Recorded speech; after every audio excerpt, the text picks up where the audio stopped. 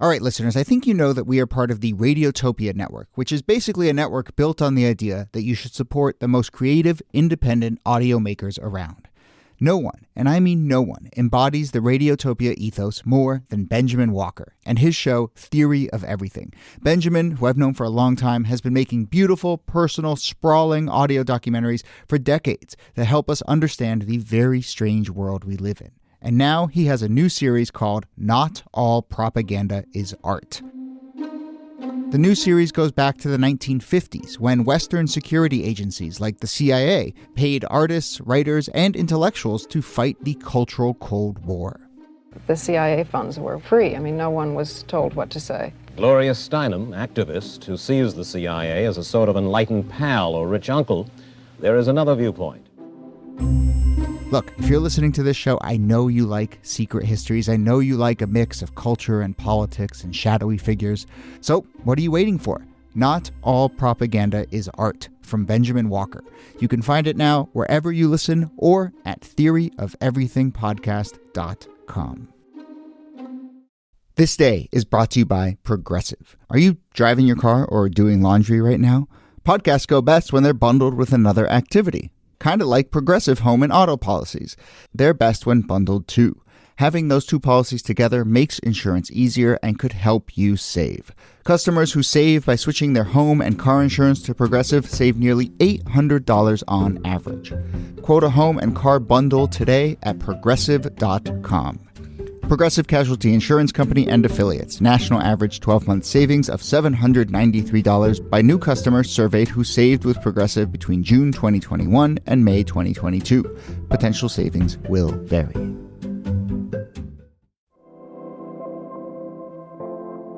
Hello and welcome to This Day in Esoteric Political History from Radiotopia. My name is Jody Avergan.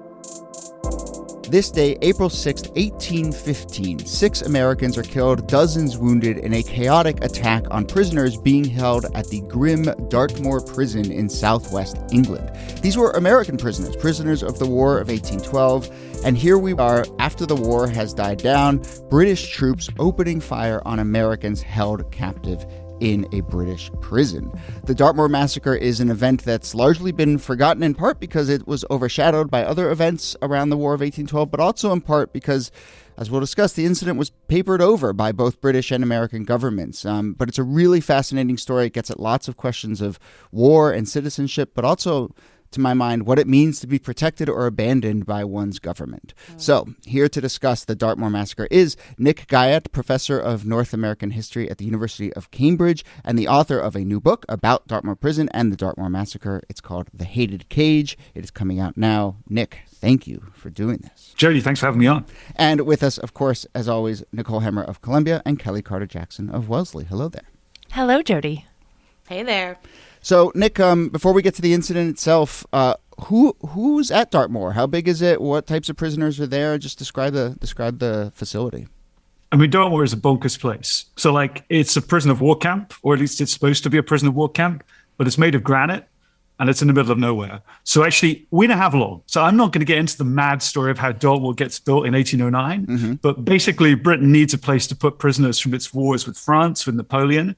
It builds this gigantic prison, partly through a bunch of grift involving the British royal family. Maybe that won't surprise people. And then a bunch of French people end up there, first of all. And then from 1813, a bunch of Americans captured during the War of 1812 with Britain. So you have these kind of two wars going on at once, the war that Britain's waging with France and the one with the US. And the prison just fills up, initially with French people, then with French and Americans. And then eventually in 1814, when the war with France ends, it becomes an American prison. And the guys who are there are mostly sailors. So these are folks captured on the seas, about 6,500 in total through the period of the War of 1812. And get this, 1,000 of them are black. So you actually have this fascinating circumstance where the prison ends up being racially mixed, which again is something I get into a lot in the book. Well, and are the black prisoners treated differently from the white prisoners being held there? Oh my God, it's a nuts story. Okay, so it is the first racially segregated prison in American history. and it's in southwestern England. But it's not the Brits who segregate the prison. Well, the Brits segregate the prison, but they do it because the white Americans asked them to. But it's a cracker story. So one of the reasons that these white Americans decide that they want to be separated from black prisoners is because in a prison, prisoners basically get a lot of latitude to basically adjudicate disputes, to find ways to try and run like prisoner justice. And the white prisoners don't want to share that power with the black prisoners. So in effect, for the white prisoners, finding themselves suddenly stuck in this space, there are no captains anymore. There's no like authoritarian officers. Instead, the ordinary sailors kind of have to make things work. And they do not want to share that power with black people. So they end up asking the Brits if they can segregate the prison. And the Brits give black prisoners their own space, their own block, and white prisoners their own block. But this is like a period before prison cells and stuff like that. So during the day, you're allowed to move from block to block. So again, it's like a cliche, but the black prison becomes the place to go. So these white people that don't want to share power with black prisoners are really happy to go around and learn how to dance or learn how to box or go into the kind of casino that gets out there or the chapel. And the black prison becomes the kind of heart of everything. Wow. So That's interesting because fascinating. it's happening before the rise of Jim Crow in the U.S. So it's this almost like a social experiment in which the white prisoners are creating the same systems that you'll see emerging in the U.S. some 60 years later. You know, here's the thing about a prison, this kind of prison in particular. What makes it different from a town like Philadelphia or Boston or New York, where, again, there's a pretty big free black community, a whole bunch of different white people. There are no women. And I mean, this is something I've worked on in my previous research. I do think it's the addition of women and this kind of white anxiety about racial mixing or all this kind of protecting of women and this kind of stuff makes a massive difference. That's not a problem in Dartmoor prison. You do have a very small number of women who are the wives of these sailors that find a way to get in somehow, but very, very small numbers. Generally speaking, it's all men. And this all-male environment creates a very, very different basis by which white guys and black people can interact. So it's a very, very weird community, in some ways representative of what's happening back in the US, but in other ways totally exceptional and different. These are prisoners of war. I think often when we think about prisoners of war, we sometimes say, well, this is something that a country pays attention to. Get these prisoners back. Both from a public perspective and a governmental perspective. This is a priority, right? You do not get that sense with this story at all. And I'm curious if you can describe a little bit about how these were in many ways forgotten people and some of those reasons. Yeah, absolutely. And I mean, that's kind of a terrible story in itself. So when you're trying to wage war with Britain, you're a country like the new US, you've got two ways of doing it, right? One of them is you can go off and you can get your own navy. Well, Britain has got like 150 massive ships. I'm talking about like ships with 1,000 sailors on with like 70, 80, 120 guns. Like they're huge. That's one way you can do it. That's really expensive. It's pretty hard for a nation like the US to do that very quickly after it becomes independent. The other way is you can privatize the war. And you do that by essentially saying to ordinary sailors and ordinary ships, hey, during the war, why don't you just go around and attack British ships? You can get a couple of guns, do all this kind of like, on the cheap. Now, the advantage of that for the US is that it doesn't have responsibility for the people who are going off and doing the shooting and firing in its name. And Jefferson is the guy behind this idea of pivoting to, they're called privateers, right. These kind of like licensed pirate ships, right? Jefferson is like, well, actually, sailors are kind of scum anyway.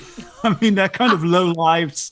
Very often they don't spend a lot of time in the US. These are not basically kind of upstanding patriots, but they love money. So why don't we incentivize them to go off and attack a whole bunch of British ships? Well, of course, there are some sailors who are not all that connected to the US. There are others who are deeply patriotic and connected to it. All these guys basically get thrown into the fight. So of those 6,500 Americans that wind up there, probably about 70 to 80% of those are folks who are on these privateers, so on these merchant vessels that are just basically kind of dragooned into fighting the war. Only about 10% are from the US Navy, which is pretty tiny. And again, those US Navy personnel, they're like first in the queue for a prisoner exchange or release. Right. All of these other folks, these privateers, these regular sailors, they're at the back of the queue, which explains why in April of 1815, 2 months after the war has ended, there are still 5,000 Americans stuck in this bloody British prison, right? The war's over and they can't leave. And that's how you start getting to the conditions and the frustration and the tension that leads to the Dartmoor Massacre on April the 6th, 1815. So did they feel abandoned by the United States? Oh, it's worse than that. They had this guy. So there's basically one diplomat left in Britain, right? And again, the other part of the story is so the early US state doesn't actually want to spend the money building a navy. So it doesn't want to spend the money doing this stuff like properly. It wants to do it on the cheap. But also diplomatically, I don't know if you guys have talked about this before, but the early US like diplomatic service is a complete nightmare. So rather than having like professional diplomats, guys you could really trust in a pinch if you were like stuck in a difficult situation in a foreign country, it's basically like merchants. These guys are spending like 50% of their time making money by trading with and being friendly with the Brits. And the single guy left behind during the War of 1812 representing the whole United States is a guy called Reuben Beasley. He's basically a merchant from Virginia. And he loves the Brits so much commercially that he actually doesn't want to really give the British a very hard time about all the stuff that they're doing. So basically the prisoners hate him. They call him Mr. Beastly. They call him worse than that, but Mr. Beastly is one of the things they call him. So these guys are kind of forced to write to this single guy in London, basically doesn't want to upset and kind of rock the boat too much because his own commercial interests, meaning he has to stand with Britain. So they don't just feel abandoned. They kind of feel like the US government's out to get them, which in a way it was, because circumstantially, if you're one of these sailors, you really didn't matter all that much to the American government, which is, again, very different, like you said, Jody, from the way it is today, where we'd see service personnel as being like right up there as folks who would be the people that you want to treat the best, right? Back then, less so. Because they're basically mercenaries or these hired hands that don't have a lot of social standing or influence at all. This is a job for them too. But I mean, that makes sense of a lot of the abandonment because, we don't care for those that don't have the influence or the power to sort of fight back or hold people accountable. That's exactly the right word, Kellie, like this mercenary side of things. So that's how they're seen by people like Jefferson and by Madison. But of course, these are just like regular folks. And again, in the early US, the kind of carrying trade, commerce, maritime stuff, whether you're working on the docks or whether you're on the ships, this is like a massive, massive industry for poorer folks to come into, and also for African Americans and Native Americans. Yeah. So actually, when I talk about 1,000 Black people who were at Dartmoor, some of those could well have been Native American, or they were Black Native Americans. So people like Paul Cuffey, kind of quite famous sailor in this period, wasn't at Dartmoor, but there are a lot of folks like him who are part of this industry. So again, it's no coincidence there's this big kind of Black population there, but it's kind of either taken for granted, or like you said, it's seen as being sort of mercenary. So although many of these guys felt passionately American, they weren't treated with that kind of kindness and decency and respect by their government, and they ended up in this really, really tough spot. But certainly also then seeds there that we see throughout history of, people feeling like fighting for this country being one of the places where there's actual economic opportunity, but then immediately after the fight is over, being abandoned or coming back home and facing all the same issues that they were facing when they decided to, Well, yeah, or during the fight here, right? I mean, even after the fight, it's like these guys during the fight are basically feeling kind of abandoned. So, I mean, partly it's about the state too, right? I mean, again, you guys do talk about this, but I mean, the early US state is not the 20th century US state. I mean, the state becomes a very different thing in the 20th century in terms of its power, in terms of its reach. In some ways, fighting for the United States in the early 19th century, the US government can say, hey, we're really sorry, but we don't have a lot of capacity to be able to help you out. And that's partly true, but you can compare the treatment the folks from the US Navy who wound up in Dartmoor prison got. They tended to be much better looked after, particularly when it came to expediting their release, to all these other guys who, like I said, were kind of left to rot and were there after the war ended, which is why I ended up with a massacre. Okay, so let's turn to this incident early April. I suppose one of the, as you've been describing, horrid conditions, bubbling tensions, it seems like one of the precipitating incidents is, rumors are maybe a discovery of an attempted jailbreak. But what's the cascade of events around April 4th, 5th, 6th? Yeah, so one of the things that makes this massacre happen is the weather turns good. Now, those of you who know Britain will know, like, the weather... So, like, in some very ways, small window. Well, precisely, right? So, usually when good weather happens in Britain, something else bad is going on. And that was definitely true on April 6th. So, it's sunny. All these guys are waiting to be released. They have no idea when their release is going to be arranged. The guy I mentioned, Mr. Beastly, Reuben Beasley, this guy who's the US kind of consul, basically, during the War of 1812, he's supposed to be organizing all the ships. They're going to take these guys back to the United States. But the war is about to start again with Napoleon. That's a whole other story, right? But the fact that Napoleon has escaped from his Mediterranean island of Elba, where he was locked up the previous fall, now it's gathering this kind of new French army. Britain is going nuts because of that. they're hiring all of the ships to kind of move British troops across to Europe. So there are basically no ships around. So this US guy in London, completely failing to arrange any ships to take Americans back from Dartmoor to the US, doesn't want to let them out of prison. Again, partly because he's like, well, they're lowlifes. Maybe some of them won't get back to the US, or they'll go off to France, or, we should keep them in the prison. It's good for them. So on this day, April 6th, nice and sunny and warm, people are incredibly bored and also kind of stressed out. They're playing baseball. We should just move through that, whether or not baseball existed in 1815. Just take my word. Playing baseball, okay? The ball sails over one of the inner walls of the prison. They ask the troops who are guarding the prison if they'll give the ball back. The troops are like, no. Troops did sometimes give the ball back, but they didn't on this day. So there's a little, in the internal wall, there's a little bit that's a bit loose, a little bit of dirt and brick. And so basically the prisoners, the Americans, start to kind of use their hands to crawl away at this wall and sort of, start scraping at it. Then they manage to find a crowbar and start yanking at it. And after a while, they've got this quite big hole in the internal prison wall. And the British troops go completely nuts. They believe the Americans are trying to break it out, which they're probably not. To cut a long story short, there's a big altercation between the prisoners and the guards start shooting. And they don't just start shooting, they shoot. They basically chase the prisoners through the prison. They're like a kind of death squad. And they murder 9 of them. So 9 Americans end up being killed in the most gruesome ways imaginable. About 3 dozen end up being really seriously injured. Obviously, the prisoners in a state of complete shock. And every single prisoner thinks that every American from now on is going to remember April 6, 1815. In fact, one of them says it's going to be like the Boston Massacre, just before the American Revolution. Every kid is going to be taught about the Dartmoor Massacre. And instead, it just disappears. Wow. I don't know that we have the language for war crimes at this moment, but you read about this massacre, and that's exactly what it is. It's people who have no means of escape, who are looking for shelter, who are helping the wounded, and they're also being shot at and bayoneted and injured in this attack. And it's so surprising that it just goes away, because that is the kind of crime, as you were saying, with the Boston Massacre, which obviously had a lower death toll, that becomes part of a nation's founding mythos. And here it doesn't. Do you have a sense of why it doesn't? Well, I don't want to sound like a cynic, but I think But you study American history, so. Yeah. So overdetermined. That's a start. Guys, you said that. I didn't say that. Listen.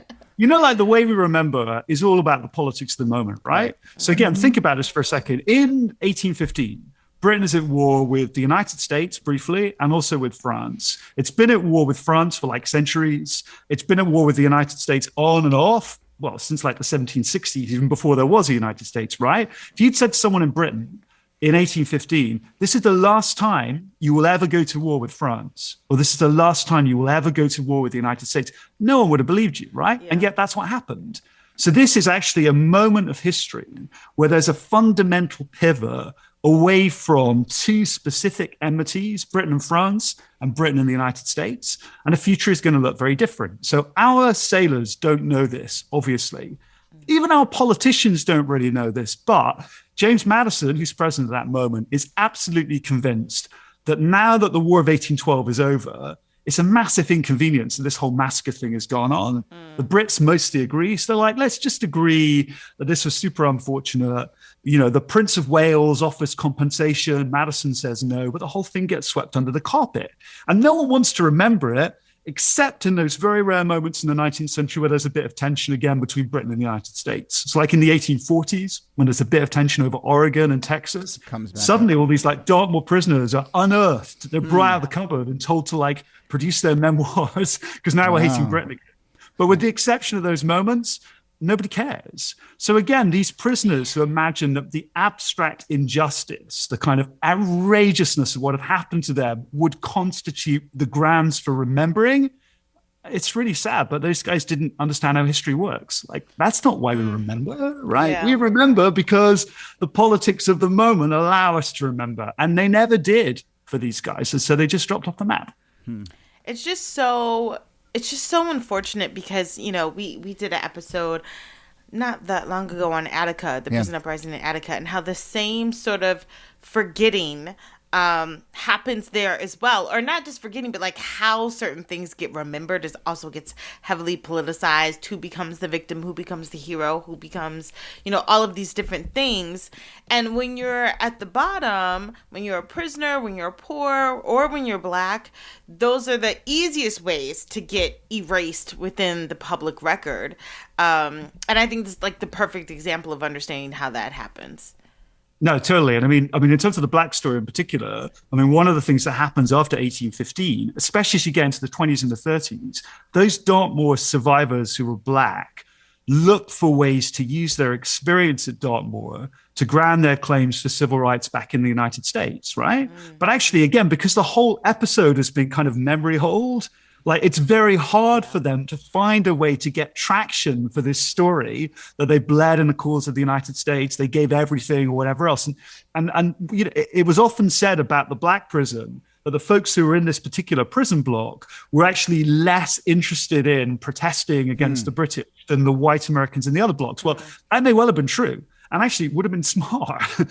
Just because, it's pretty clear from the records we have that when Black prisoners did protest, they were actually much more heavily discriminated against and more harshly treated by the British. But again, that idea that somehow they were sort of less eager and vociferous in their protest, that also undercut these efforts later on to use this for the civil rights struggle before the Civil War. So there are really fascinating ways in which slotting this story into American history later was hard. So people just chose to forget it. So,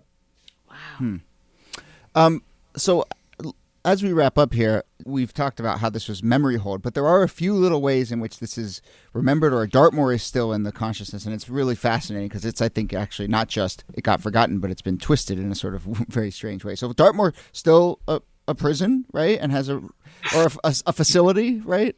I've been trying to close it since the 1950s. Yeah, right. But in fact, it is still open, and they were going to close in 2023. That's what's in my book. Yeah. And it just announced over Christmas before we went to press, it's going to stay open for a bit longer. So like 900 people there or thereabouts. Yeah, and has this reputation as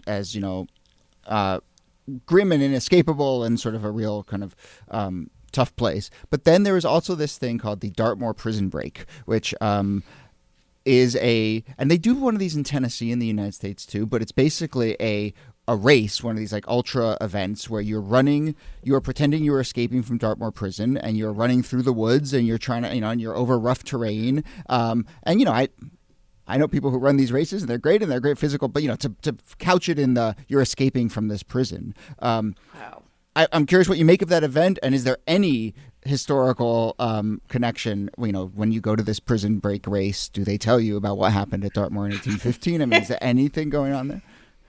Well, it's funny, right? Because Dartmoor, if you talk to most people in Britain, they know about Dartmoor. It's in like the Hound of the Baskervilles. Like It's got kind of Sherlock Holmes vibe. Yeah. A bunch of IRA people were put there, like Irish Republicans were there, conscientious objectors, but always when it's been a convict prison. So actually, after the War of 1812 and after this final little bit of the war with Napoleon, it got shut down. And you remember I mentioned to you before, it doesn't have cells. So basically there are like 7 big prison blocks, but they haven't got cells. So if you're a prisoner there, like an American or a French sailor, you just have to like sling up your hammock between these 2 hooks, basically. So you imagine all of these people there at night in hammocks, and then in the day, just this big kind of warehouse. So all of the stories that people tell about Dartmoor are stories based on it being a convict prison, which it becomes in the 1850s, because the Australians complain about the fact that Britain keeps sending them convicts. So again, another wild global connection. The only reason it ends up being retrofitted so it gets cells after it's been disused for like nearly 40 years is because of the Australians, because Britain is still sending people off to Australia. So everybody thinks in Britain that they know a bit about Dartmoor as a place of convicts. When you tell them it was prisoners of war, or when you mention the massacre, it kind of blows their mind. So I think you're absolutely right, Jody, that it speaks to the way that we like aestheticize or fetishize prisons without actually thinking about the truly grim seam that runs through almost every aspect of them across history. And this is the moment when prisons are getting started in their modern form. So it's kind of fascinating to think about Dartmoor as being the sort of granddaddy of the prison complex. I did not know about Dartmoor previous to this, and now I'm just like, oh my gosh, it's crazy. Yeah, there are so many other elements here, and luckily there's a big new book to dive into. And so the book is actually out right now. So congratulations, Nick. And I know you are doing a bunch of events. I know on your Twitter feed you've been pointing out some of the events you're doing in the U.S. So folks should, that's the best way to do it. Follow you on Twitter and sort of see if you're coming to their town. Yeah, at Nicholas Guyatt. I will probably be coming to your town, so look out. Yeah, definitely. and pick up the book. It is called The Hated Cage. But Nicholas Guyatt, thank you so much for doing this. Thanks, guys. It's been a pleasure. Thanks a lot. And Nicole Hemmer, thanks to you. Thank you, Jody. And Kellie Carter-Jackson, thanks to you. My pleasure.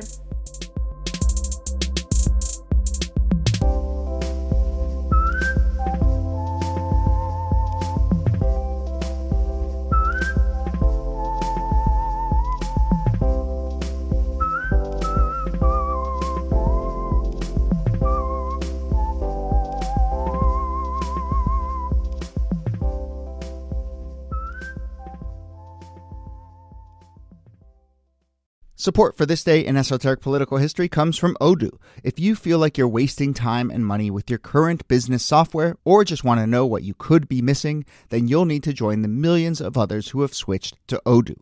Odoo is the affordable, all-in-one management software with a library of fully integrated business applications that help you get more done in less time for a fraction of the price. To learn more, visit odoo.com/thisday. That's odoo.com/thisday. Odoo, modern management made simple. Radiotopia from PRX.